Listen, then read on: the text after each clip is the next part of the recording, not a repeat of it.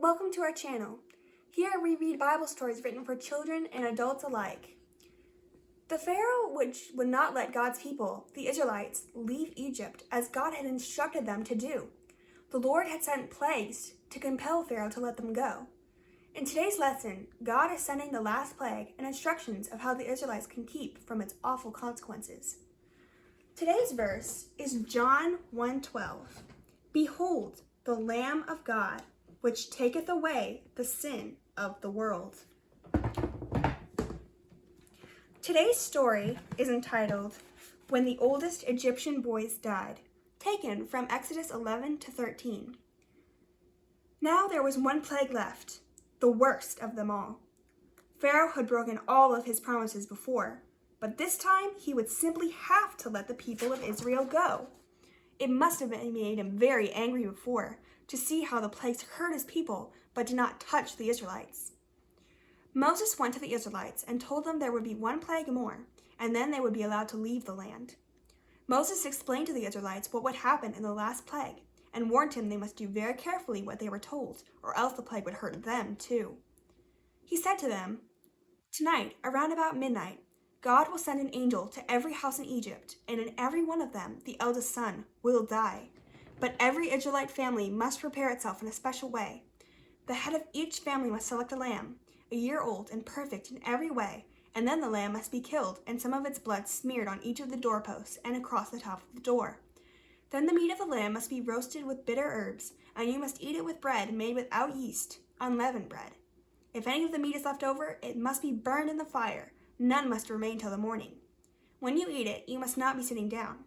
You must stand around the table, just ready to leave, with your sandals on and even your walking stick in your hand. Then when the Lord gives you the sign, he shall be all ready to move off, out of the land of Egypt." The people did just as Moses had said, and the angel of death went past all the doors marked with blood. God had promised, you see, "When I see the blood, I will pass over you, and the plague shall not be upon you to destroy you, when I smite the land of Egypt." And in future, every year you and your children after you must keep this feast of the Passover, to remind you of how I turned death away from you. That night was one of the bitterest nights Egypt ever went through. There was not a single home where there was not a son dead. Even Pharaoh's palace did not escape. This time Pharaoh sent a message to the Israelites to leave immediately and not leave anything behind. He even begged them to pray that God would be merciful and not punish Egypt anymore. So in the morning, all the people of Israel began the journey out of Egypt. They did not move off in a confused way, but tribe by tribe and family by family, 600,000 grown-ups and a large number of children. They took no food with them, but only the dough left over from the unleavened bread, and prepared on the Passover night. They kept this to bake at their first stopping place, which was Sukkoth. Now they were going into the desert where there were no marked roads, and where it would be very dangerous to get lost. To preserve them, the Lord himself became their guide. He went before them by day in a pillar of cloud, and by night in a pillar of fire. They knew they were never alone. One little thing we must not forget. You will remember that Joseph made his sons promise that when he died, they would not bury him in Egypt, but take his body to bury it in the cave of Machpelah, back in the land of Canaan. Now Moses saw that the promise was kept, and the embalmed body of Joseph was taken with the Israelites on their long journey through the desert. Let's go over our verse again. John 1:12. Behold the Lamb of God, which taketh away the sin of the world. The Passover is a celebration of the time when the blood of a perfect lamb was put on the lintel and doorpost of each home. If the blood was there, the death angel passed over that home. The oldest son was spared. The lamb was the sacrifice. Now when Jesus came to earth and died on the cross, he became our sacrifice. I'm going to read you a few verses. John 1:12, our verse, "Behold the Lamb, which taketh away the sin of the world."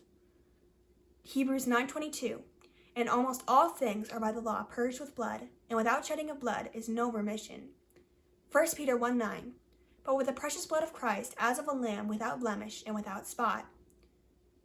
And then finally, John 1:12, "But as many as received him, to them gave he power to become the sons of God, even to them that believe on his name." Each person needs to believe and receive Jesus as our sacrifice for sin. Let's go over our verse one more time.